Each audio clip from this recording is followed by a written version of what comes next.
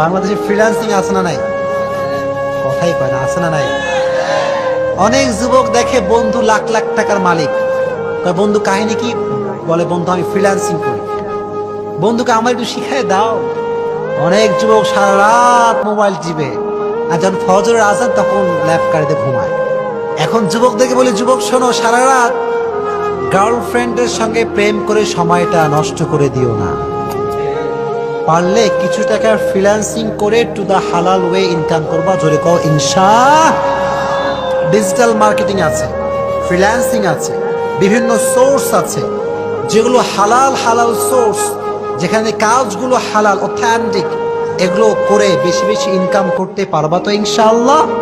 এটা বাস্তব কথা বলে যায় যুবকদেরকে। তুমি নিজেকে প্রতিষ্ঠিত করতে পারো।